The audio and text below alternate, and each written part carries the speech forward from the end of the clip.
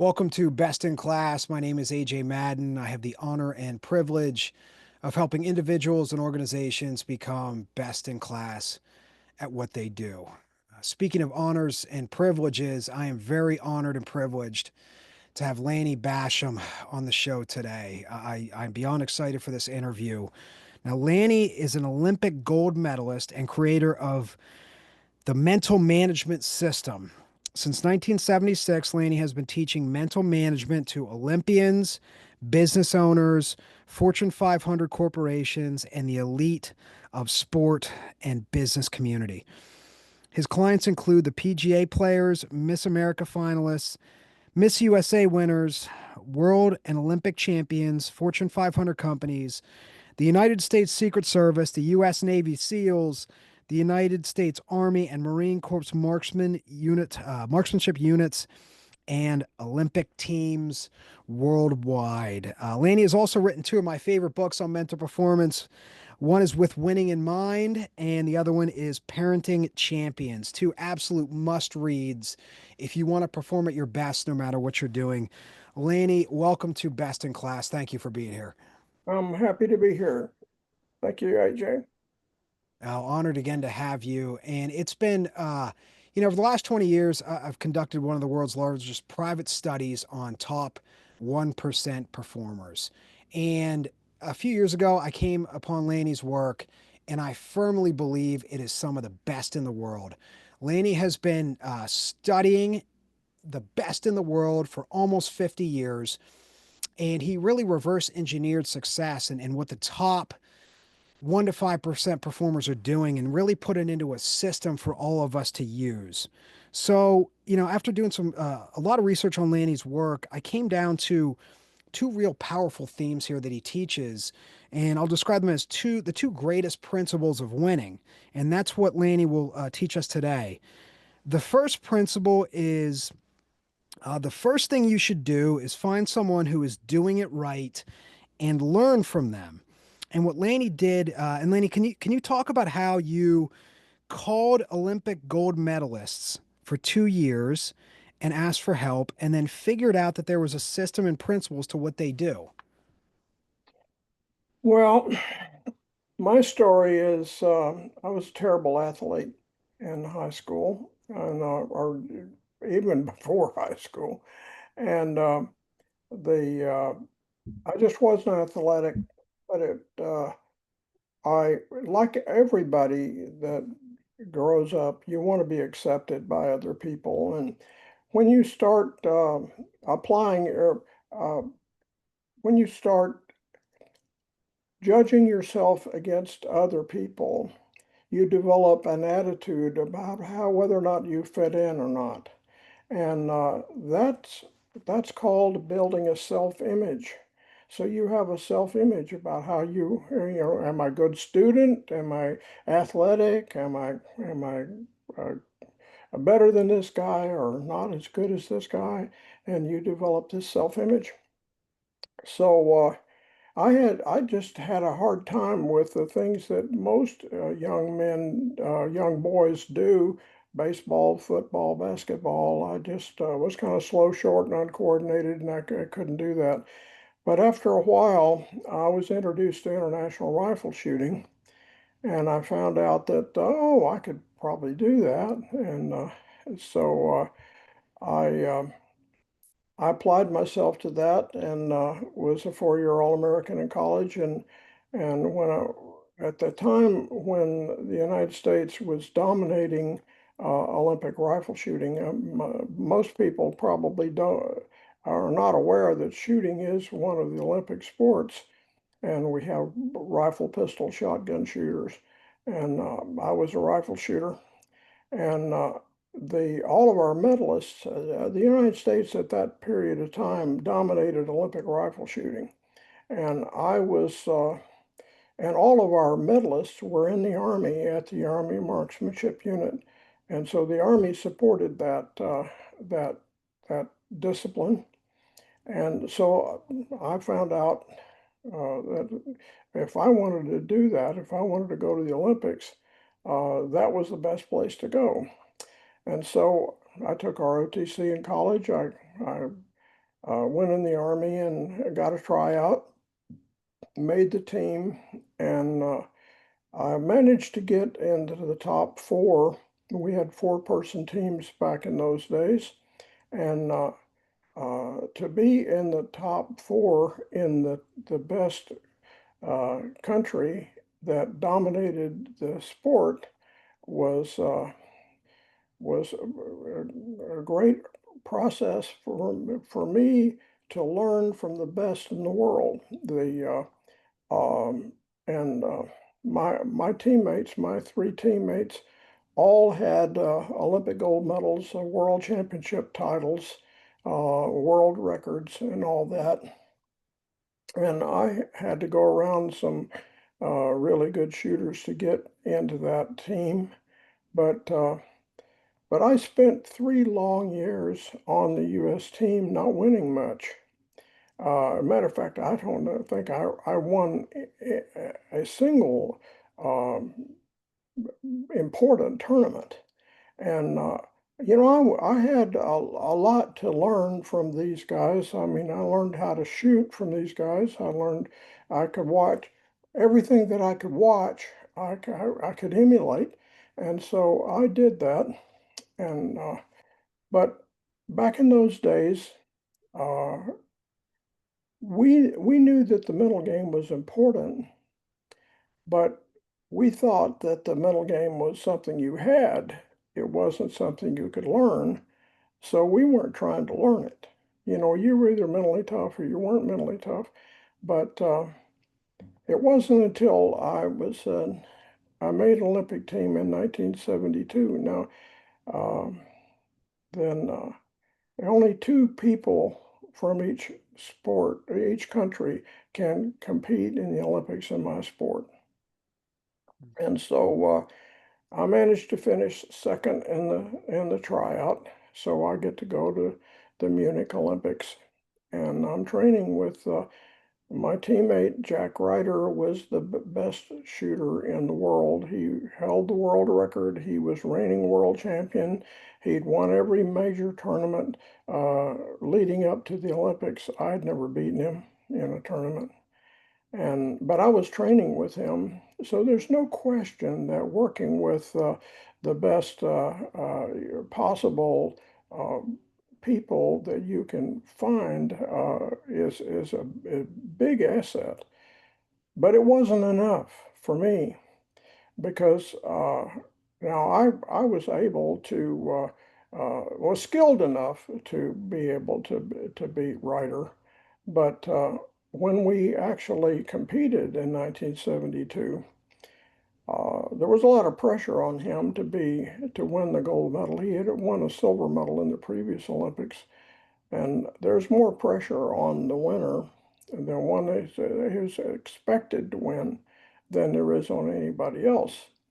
And I thought that he has so much pressure on him, maybe he'll crack and I'll have a chance to win this gold medal. And if I win the medal, I nobody will care if I that I haven't won anything in the previous 3 years that I've been on the team. I mean, when you punch that ticket, you pretty much uh, you're kind of you. Nobody cares that you didn't win anything in the future in the past. But that put a lot of pressure on me, and to beat the best in the world, and I just couldn't handle it. And I realized uh, I lost so many points in the beginning of the tournament that I, when I got to the point where I thought that I couldn't possibly win any medals, um, pressure was off, and then I shot fine, uh, and I managed to my Jack wins the gold medal and a new world record, and I I catch the silver medal with a bad score for me, and but I learned something very valuable there that the mental game is super important. And so I came home realizing that I had the skills to win. I just didn't have the mental game to win. And so I decided at that moment I'm going to learn everything that I can about what people think about when they compete and how to.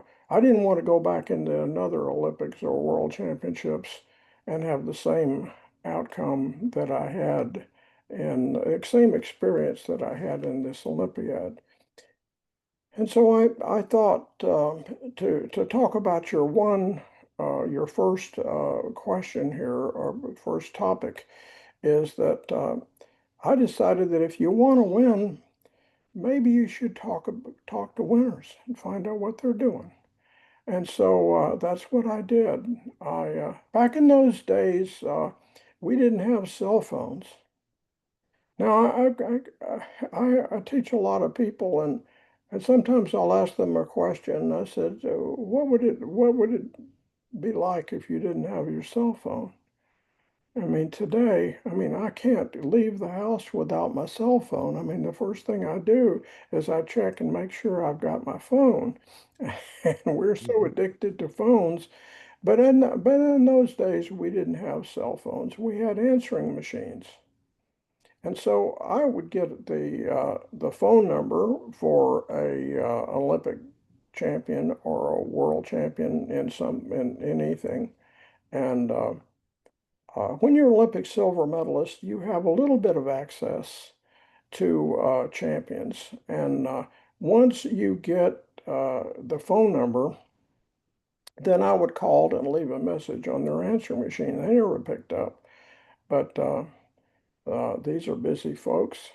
And I, I would leave a message, something like, you don't know me, but I'm an Olympic silver medalist, you're an Olympic gold medalist, and I need your help. Please call me back. And they always did. And they would answer my questions about what do you think about uh, right when you're competing? How do you prepare mentally for your program? And nobody had the whole story, but everybody had a piece of it. And so I saw a pattern develop in the answers that I was getting. And I said, well, I'm going to connect the dots and see if I can make a system out of this. And so I did. And I called it mental management just for a title to think about it. And the first opportunity I had to see if it would work was the World Shooting Championships in 1974. And we hold the World Championships every 4 years, like the Olympics are every 4 years, and they're 2 years apart. And I entered 6 events and won 3 of them, and that's a big deal, winning a world championship title. But when you win more than one, that's even better deal. So this works. And then 2 years later, I make the Olympic team. I win the tryout. I go to the Olympics in 1976 in Montreal. I won the gold medal in the Olympics. And I hadn't talked about my mental system to anybody until after the gold medal. And then I decided, oh, okay, maybe other people might be interested in what I found out. And so I started this company in 1977. And so for the last many years, we have been teaching people that are interested to know what do you think about. As a matter of fact, if you ask any PJ Tour player or any Olympic athlete, anybody that's really good at what I'm talking about competitors primarily, that if you ask them what percentage of your sport is mental, you're going to get a big number back. The number I get most often is my sport's 90% mental. And then if you ask them the second question, well, since you've been doing it, what percentage of your time and money have you spent on the mental game? It's a low number. Now that doesn't make any sense at all. If the thing that you think is the most important thing you almost avoid or ignore, that wouldn't work in business. That wouldn't work in war or in competition at all. But the reason is because it's a lot easier to develop skill than it is to develop a mental system. And so there are tons of skilled trainers uh, abound. I mean, every golf course has a golf instructor there to teach you how to hit the ball, and a tennis uh, pro to try to teach you how to serve a ball or return a ball or make a point. Um, but you'd be hard pressed to find a mental coach anywhere. And but over the years, since I've been doing this, I've continued to survey and teach the top people, some of the top people in the world. Taught a lot of tour players, taught a lot of Olympic athletes. We had three of our clients win medals in the Paris Olympics. So we're still very much engaged, very much engaged with working with elite performers. But I'm kind of interested in helping people when they first start. Because if you know some mental skills when you first start, uh, you can save yourself a lot of time and a lot of money and a lot of frustration uh, in applying your skill. You can learn skill faster if you have some mental adjustment early on, and if you can avoid making some mistakes and learn how to do some things uh, as soon as possible, it really helps. And so that's the majority of our efforts are to try to don't wait to start learning the mental game. Get it as soon as possible, and at least try to understand that there are basics on mental performance, just like there are fundamentals in skill development. So that's been my uh, efforts in the mental management systems. We have been teaching for now almost 50 years, and still enjoy doing it. And I, I'm I can't compete anymore, but I can compete through my clients. And so we like to see our clients win, and so that's kind of my story. But it develops. It has been successful because we we started at the top and tried to figure out what are they doing instead of listening to people that are not really accomplished and copying what they're doing at various levels. Um, I decided that, well, fortunately, I was fortunate that I was able to be in a sport where the best in the world were on my team.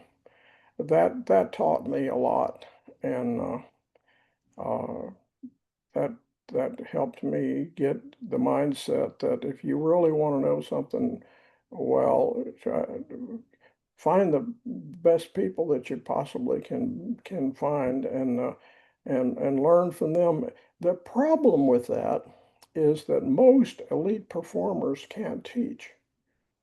It's not that they don't have the information, they don't have the time, or they're not motivated to be an instructor. And when you're fortunate enough to find a champion that's willing to develop teaching skills and are motivated to want to become a coach, it's a big advantage. And occasionally that's you see that, but most of the time, the people that know a little bit about the brain have never won anything. and that's a problem. And I'm not saying that you can't learn from somebody who's never been a champion, but you can't learn as much about winning if you're not talking to a winner. That's that's that's all I'm saying. I'm not against people that teach that haven't achieved status as a champion in something. I'm not discouraging those people at all. I'm just saying that some of the best coaches we have never won anything. Well, that's okay. But I would not go to them if they hadn't had a winner that they developed. So that's a skill. That's an important skill set. For example, my coach at that when I was on the Olympic team had never won a medal in international competition, but he's in the Hall of Fame for coaches because he developed Olympic champions and he helped us all, and not so much with the mental game, but some of what we knew uh, was developed by his efforts, and that helped a lot. And I'm forever indebted to the coaches that I've had. Oh, beautiful explanation of that principle. Just beautiful. And some of my favorite things you said there. If you want to win, talk to winners and find out what they're doing. If you really want to do something well, find the best people you can and learn from them. And Steve Jobs did this, the co-founder of Apple. Kobe Bryant did it. They picked up the phone and they cold called and they reached out to people who were successful and got advice. And this is something that we could all do no matter what field or discipline we are in. And it just takes a little courage and persistence to do this. And I found the same thing. I mean, I've done this since I was 19 years old. I found that most people will help you and give you advice. If you come in with humility and humbleness and you're grateful for and you ask for advice and you ask for help, most people will give you that advice. Such a powerful principle of winning. And Lanny, you've also talked about, principle number two here is make sure you prepare and repair your self image so you can handle the growth. And you said it earlier that so many winners talk about 90% of success is mental, yet so few people are really working on their mindset. What percentage of people in terms of business and sport would you say are really working on their mindset? Would you say it's just that 5%? Is it 1 or 2%? And by the way, it's such a great investment to work with someone like Lanny. It's one of the best investments I've ever made to work on my mindset and my mental performance. So definitely go out and pick up the books with Winning in Mind and Parenting Champions. Definitely do that. And also, consider working with Lanny one-on-one. Lanny has some great one-on-one programs where you can work with him on your mental performance and it'll easily be one of the best investments you'll ever make. But Laney, again, what percentage of people do you think are really investing their time and money into their mental performance in sport and business? Well, all you have to do is ask them that question. Is that ask them the two questions, and the first question is what percentage of what you do is mental, and if they give you a low number, then you know that you don't need to ask a second question, and they're probably not winning either. If you ask them the second question, well, since you've been doing it, what percentage of your time and money have you spent on the mental game? It's a very low number. It just doesn't make sense. And I think that there's a very small number. I have no idea. It's rare but the way I find out the people that are working on their mental game is the percentage of people that contact me.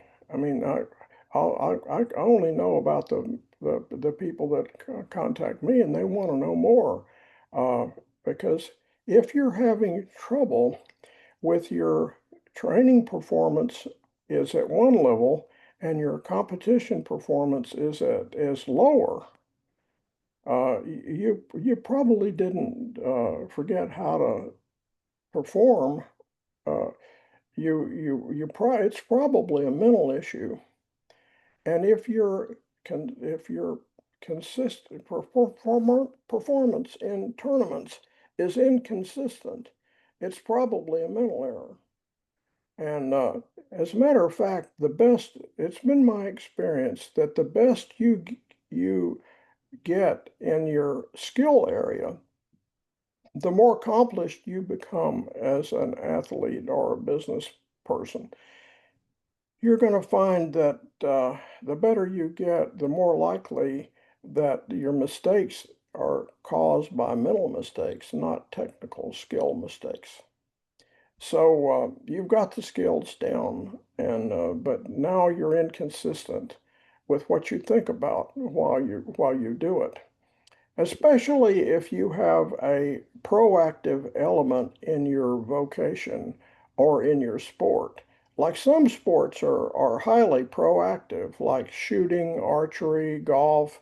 Those sports are 100% proactive. In other words, some sports are both proactive and reactive, like tennis. Hitting a serve is a proactive element.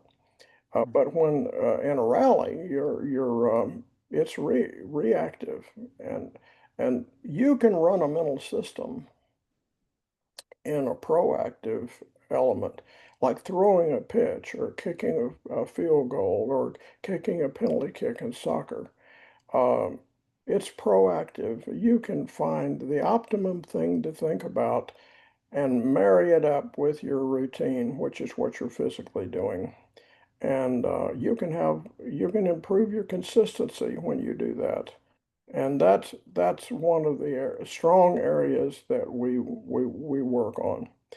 The other thing that you brought up a little bit that you wanted to talk about was self-image. And I found out in my study that performance is a function of three mental processes. It's definitely a function of skill. There's no question about it. Without the skill, you're going to be beaten by people who have skill. No doubt about it. I call that a subconscious mental process. You've done it so much, it's automated, and you just kind of do it because if you trust it, it will show up. And then, but if you change what you think about, it can disrupt your skill. And so obviously there's another mental process I call it your conscious mind, which is what you're thinking about. There are helpful and harmful thoughts. If you're thinking about helpful ones, you tend to do better. If you're thinking about harmful ones, you tend to not do well. And so that's two of the mental processes. But when I started working with elite performers, I found out that there's a missing element there. And there has to be a third element, and I'm going to call it self-image. And basically, self-image is how what you think about your ability to do it. For example, if you and I are competing in something and we have equal skill and we have equal mental ability, in other words, my mental process is no better than your mental processes. Your mental process is no better than mine. But but we're competing against each other, and you think you can beat me, and I think you can beat me. It's over for me. That's self-image. Self-image is your opinion of whether or not you can do a thing or not. Or am I competitive with these people? One of the reasons why I wasn't winning is because my self-image for 3 long years with my teammates, my self-image was I am training to catch my teammates. In other words, my self-image was lower than their self-image, even though my practice scores were equal to theirs sometimes, at least sometimes. But but my self-image was they're better than me, and I'm trying to catch them. And but when I changed my self-image to where they're trying to catch me, I didn't really improve my skill that much, but they had trouble catching me. Mm. So I believe that self-image is the third component, and there are things that you can do to improve your self-image, and that if you focus on it, you can. I believe that performance is a function of those three mental processes: conscious, which is your thoughts. Uh, Subconscious, which is your skills, and your self-image is how you view yourself and as compared to your environment. And the there are definitely some things that people do routinely that causes their self-image to shrink, and there are things that you can do to cause self-image to grow. And so that's a vital part of a person's training is to if you want to have a competitive um, mental performance, um, if you believe that your sport or activity is 90% mental, then you need to be training those three elements. That's right. Now, in terms of what we should be focusing on to grow our self-image, you talk about focusing on successes and solutions. And when we focus on our successes, our self-image grows. And when we focus on solutions, our self-image grows. Can you talk about those two? And is there anything else that we should be focusing on to help us grow our self-image?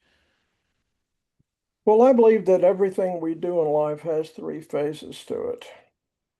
It has an anticipation phase, what you think about preparing for the task.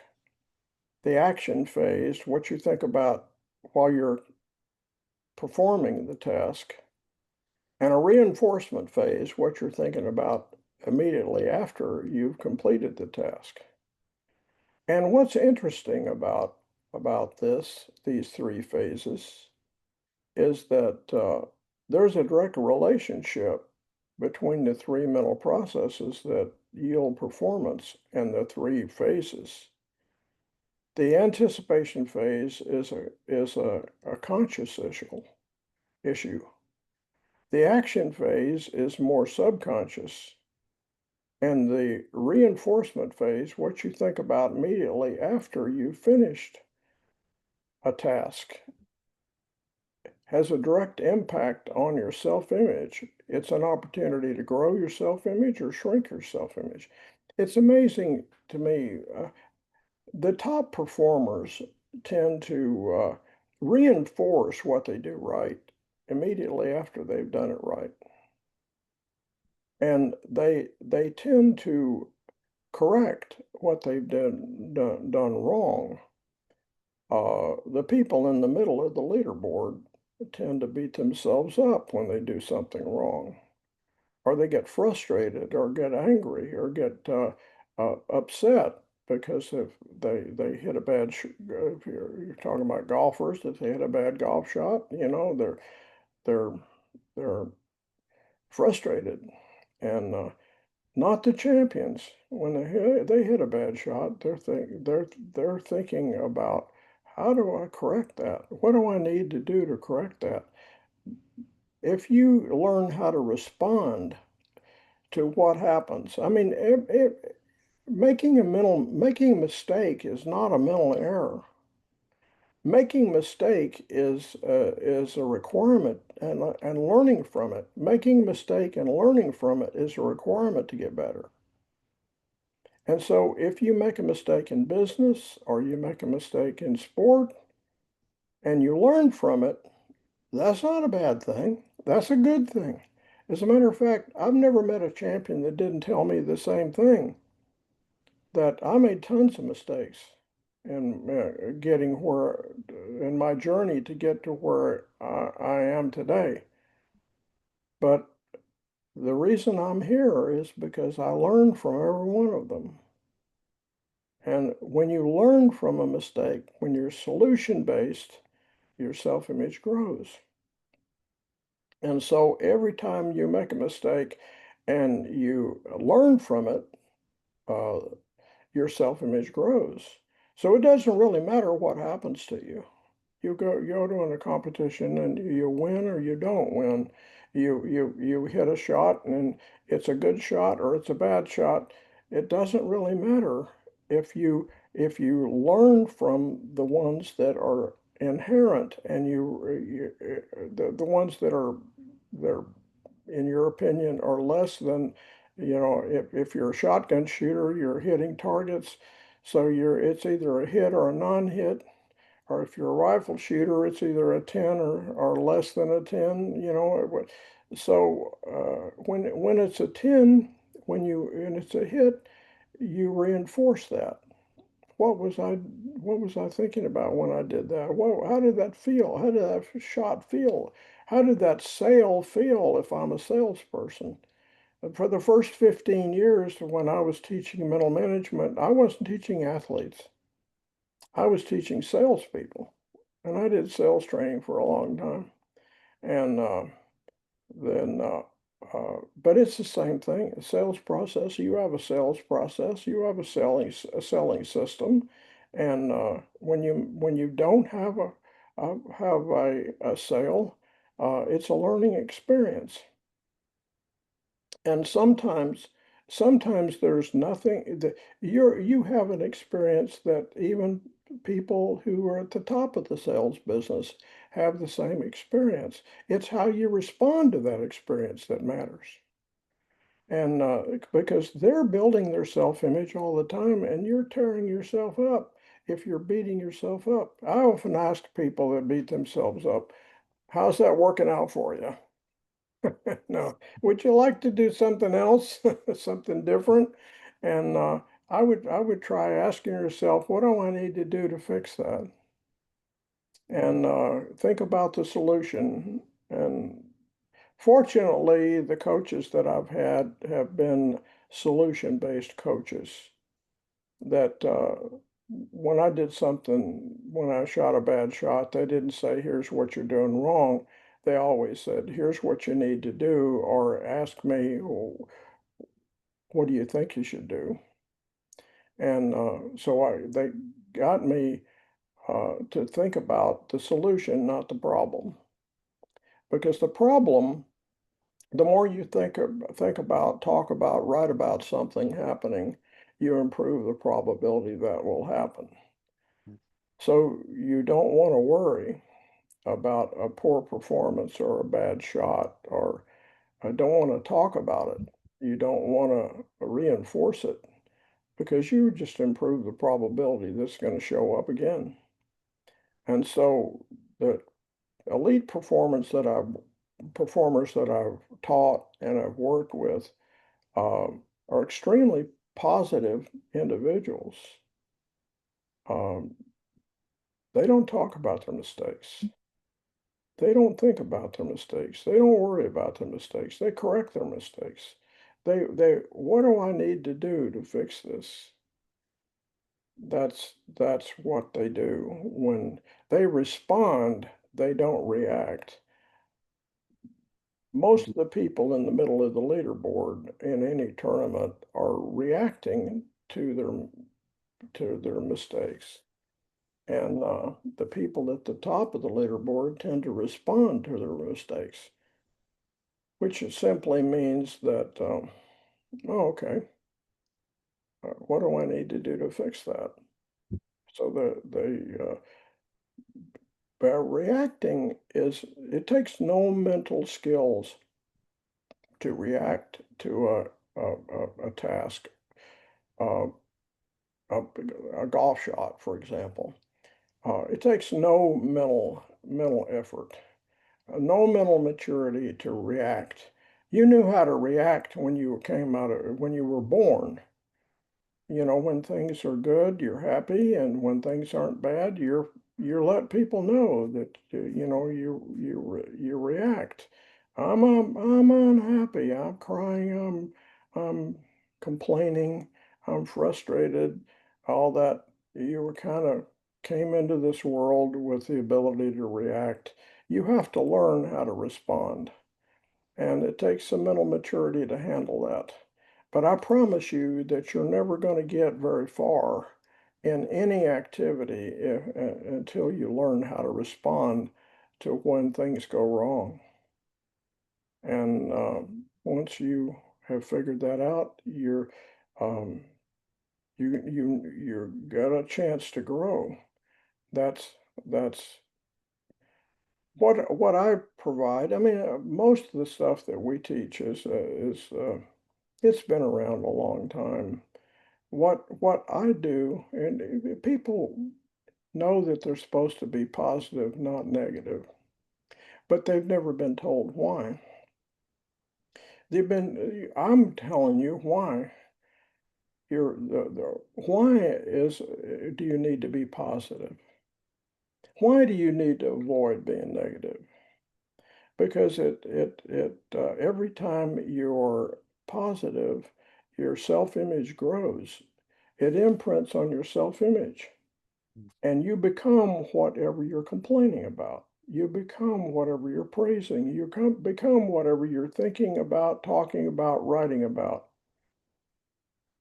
And so it creates an imprint on your self-image. And because your self-image is always constantly growing and shrinking, and you can have a direct impact on that. Um, and once you realize that I'm in charge of that growth or that shrinking or growing. And once you recognize how to change self-image or control self-image, then you know that negativity is not an option. Oh, beautiful Want to be advice. beaten by people that recognize that. That's it. That's right. That's right. And I challenge everyone listening to take Lanny's advice and everything he just said, and in particular, find a solution based coach like Lanny who can uh, really teach you the mental game, the ins and outs, and do it before. Uh, do it early. Do it as early as possible. I mean, the best time to do it was yesterday. The second best time to do it is today, if you can. And I was very fortunate to be raised by a very solution based coach, my father, who really taught me the mental game as Lanny teaches it at a young age. And Lanny and I have talked about this previously that his father was the same way, very solution based coach. And I challenge everyone to go out there and find someone like Lanny or work with Lanny specifically one on one. Now, maybe lastly here, Lanny, over the last 20 years, I've conducted one of the world's largest private studies on the top 1% of performers. And what I can tell you about Lanny is he is one of the world's greatest experts on that top 1% performance, top 0.01% performers. And he's had a front row seat to the best in the world, and the best in the world have sought out Lanny to teach them how to win at the highest level. So, in three specific disciplines: one, Fortune 500 companies; two, the top of the military, the Navy SEALs; and three, the top levels of sport, Olympians and champion athletes. So, Lanny, can you tell us in each one of those disciplines the number one piece of advice that you give Fortune 500 executives, the number one piece of advice you gave to the Navy SEALs, and the number one piece of advice that you give to Olympians and world champion athletes? It's the same piece because business is a competition. And what the SEALs do is a competition. The only difference is in business, you lose a job or you lose an account or you lose money. And with the SEALs, you could lose a brother or you could lose your life. And in sport, normally in sport, you have, and unless you're a professional athlete, you could lose your job, and you could. It's the same. It's a business for them, for the professional athletes. But for the amateur athletes, uh, you've spent a lot of time and money to develop your skill. You would like to see a payoff. And when you don't perform well, you don't do it. So the same piece of information would go to all three people, three applications. I would say I would boil it down to three pieces, three tips. First of all, uh, you got to understand that mental performance is, if you ask any of the top people anywhere in any sport or activity, what percentage of what you do is mental? They're going to give you a big number back. So make the first one step is make mental improvement a priority and make it as early as possible, as soon as possible. You should be interested when you first start a skill in a sport or an activity. You should be think when you go to a go to a golf teacher to learn how to hit a golf ball. If he's a really good instructor, he would tell you, here's what you need to do, and then he would tell you, here's what you should be thinking about while you do it. But how many times have you been taught, but when you go to a technical instructor, that, oh, by the way, here's what you should be thinking about when you do it? Normally, you're not. You're going to be hard pressed to find somebody that can do that. But if the middle game is 90% of the sport, you better figure that out. And you better find somebody that does know what they're supposed to think about when they do it. The the next thing I would say that was critical in both business and combat and in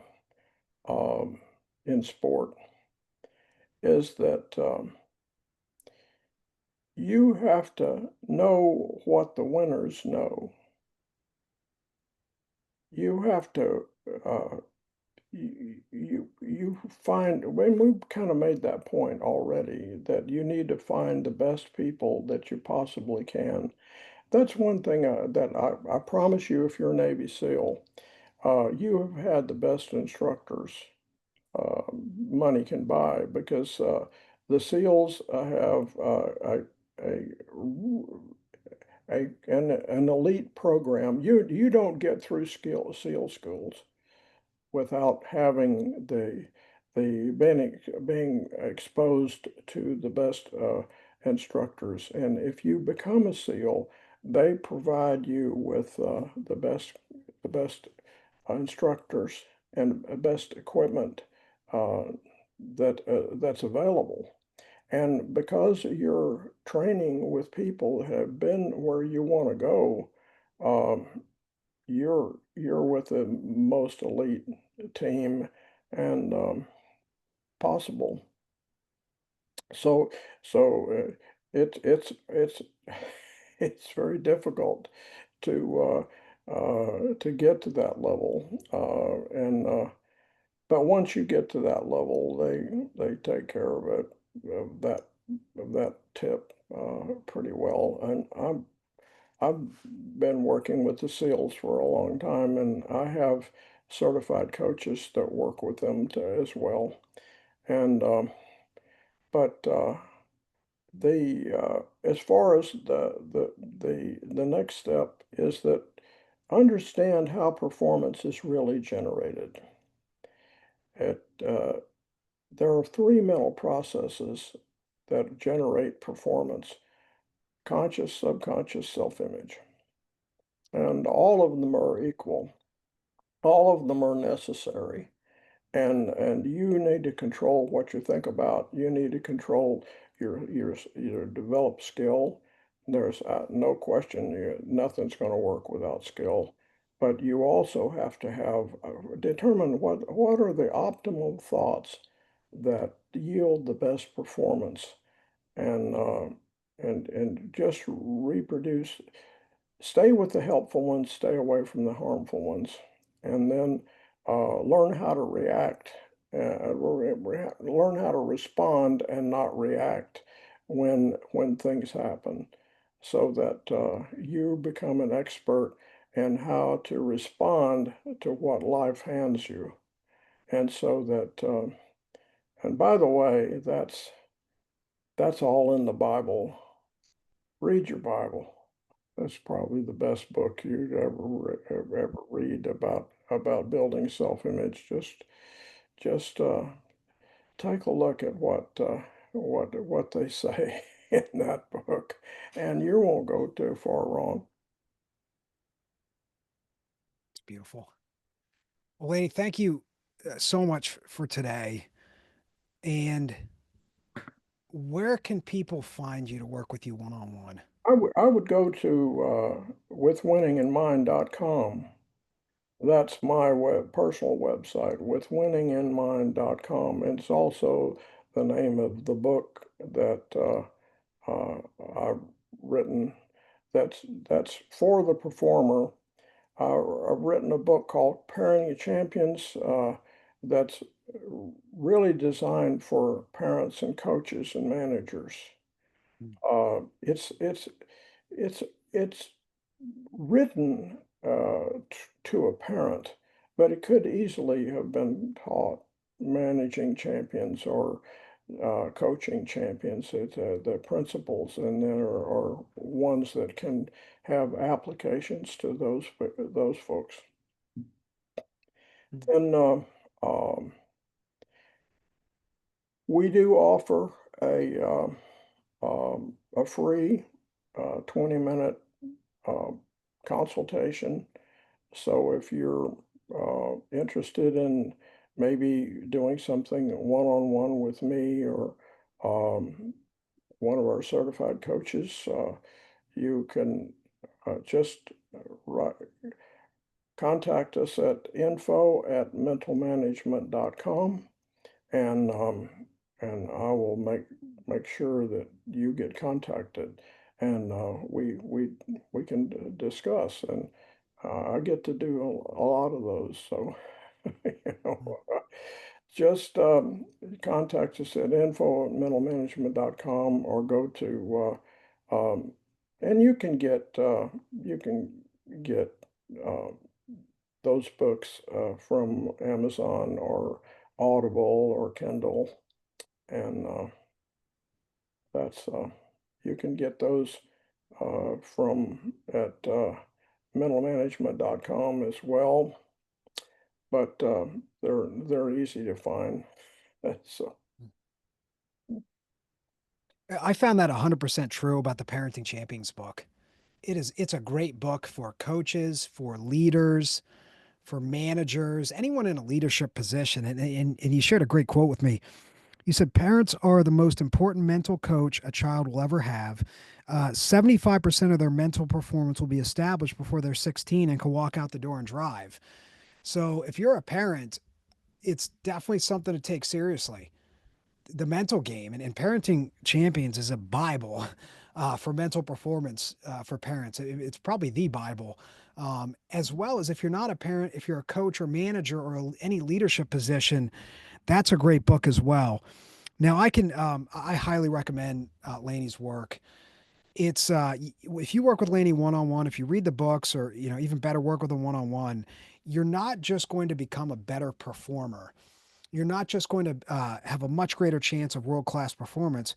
You're also going to become a better human being in the process, and you'll be able to navigate life in a better way. You'll learn to respond, not react to life and what happens to it. So it's not just about winning. It's not just about becoming a champion when you learn from Laney. It's about being the best person you could possibly be in every aspect of your life and every one of your most important relationships that you have. in life.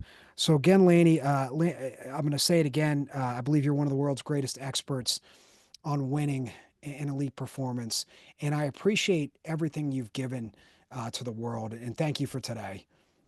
I appreciate it. Thank you very much. Bye-bye. Take care.